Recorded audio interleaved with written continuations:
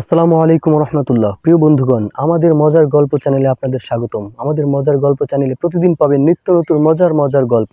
সুন্দর মজার গল্পগুলো পেতে চ্যানেলটি এখনই সাবস্ক্রাইব করে ফেলুন এবং সবার আগে ঘটনাগুলো পেতে বেল বাটনে প্রেস করে রাখুন। ধন্যবাদ। এবার চলুন সরাসরি ঘটনার দিকে চলে যাই। আসসালামু আলাইকুম রহমতুল্লাহ। সবাই ভালো আছো তো? আলহামদুলিল্লাহ। আজকে আমরা যে ঘটনা শুনবো, ঘটনাটি হযরত সুলাইমান আলাইহিস সালামের একটি আশ্চর্যজনক ঘটনা। একদা হযরত সুলাইমান আলাইহিস সালাম আসমান ও জমিনের মধ্যখানে বাতাসের উপর দিয়ে ভ্রমণ করছিলেন। সুলাইমান আলাইহিস সালামের যে সিংহাসন, সেই সিংহাসন জিনেরা উড়াই নিয়ে যেত, বুঝছো? আসমান জমিনের মাঝখান দিয়ে উড়ে উড়ে যাইতো।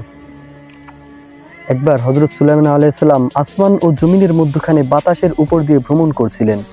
এই অবস্থায় একটি গভীর সমুদ্রের উপর পৌঁছলেন এবং সেখানে ভয়ানক পানির গোলা দেখতে পেলেন। তিনি দেখলেন সাগরের তলদেশ থেকে গোলাকার অবস্থায় পানিগুলো উতলাচ্ছে। তখন নবী সুলাইমান বাতাসকে থেমে যেতে নির্দেশ দিলেন। বাতাস থেমে গেল। তখন ইফরিত নামক একটা জিনকে আদেশ করলেন যে সমুদ্রের যে স্থানে পানির ঘূর্ণি হচ্ছে সেখানে ডুব দিয়ে তার রহস্য তালাশ করো। অতঃপর জিনটা ডুব দিয়ে সমুদ্রের তলদেশে পৌঁছে দেখতে পেল সেখানে ছিদ্রহীন একটা কুদরতি বাক্স রয়েছে। সুবহানাল্লাহ। জিন বাক্সটি উদ্ধার করে হযরত সুলাইমান আলাইহিস সালামের নিকট রাখলো। হযরত সুলাইমান আলাইহিস সালাম তা দেখে আশ্চর্যান্বিত হলেন।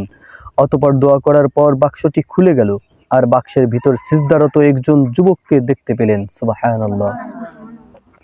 হযরত সুলাইমান আলাইহিস সালাম তাকে জিজ্ঞাসা করলেন, তুমি কে? তুমি ফেরেশতা নাকি জিন নাকি মানুষ? যুবকটি উত্তরে বলল, আমি একজন মানুষ। হযরত সুলাইমান আলাইহিস সালাম তাকে পুনরায় জিজ্ঞাসা করলেন, তুমি কিসের বদৌলতে এরকম মর্যাদা লাভ করেছো? যুবক উত্তর দিল, পিতামাতার খিদমতের কারণে। আমার মা যখন বৃদ্ধা হয়ে গিয়েছিলেন তখন আমি তাকে পিঠের উপর বহন করে চলতাম।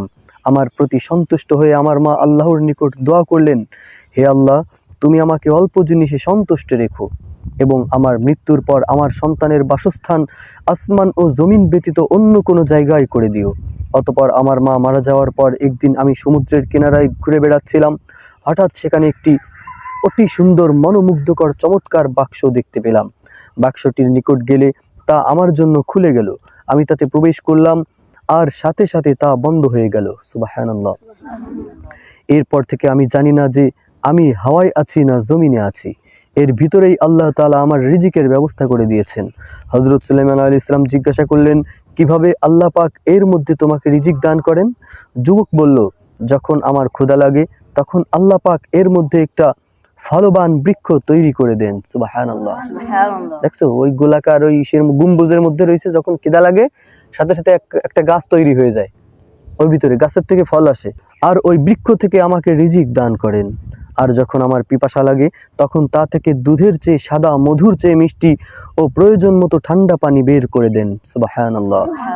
আমি তা পান করি। হযরত সুলাইমান আলাইহিস সালাম তাকে পুনরায় জিজ্ঞাসা করলেন, তুমি এর ভিতর রাত দিন কিভাবে বুঝতে পারো? যুবক বলল, ভোর হলে বাক্সটি সাদা হয়ে যায়, তখন আমি বুঝতে পারি যে এখন দিন হয়ে গেছে।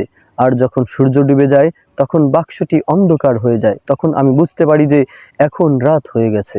অতঃপর সুলাইমান আলাইহিস সালাম দোয়া করলেন, ফলে বাক্সটি বন্ধ হয়ে গেল এবং যুবকটি পূর্বের ন্যায় ওই বাক্সের মধ্যেই থেকে গেল। কি বোঝা গেল? যে মার খেদমত করার কারণে আল্লাহ তাআলা তাকে এমন একটা জিনিস দান করছে যে দুনিয়াতেই তার জন্য একটা জান্নাত দান করছে। সুবহানাল্লাহ। প্রিয় বন্ধুগণ, এই ছিল আজকের ঘটনা। ভালো থাকুন, সুস্থ থাকুন। আবারও কোনো না কোনো সুন্দর ঘটনা নিয়ে হাজির হব ইনশাআল্লাহ। আসসালামু আলাইকুম ওয়া রাহমাতুল্লাহ।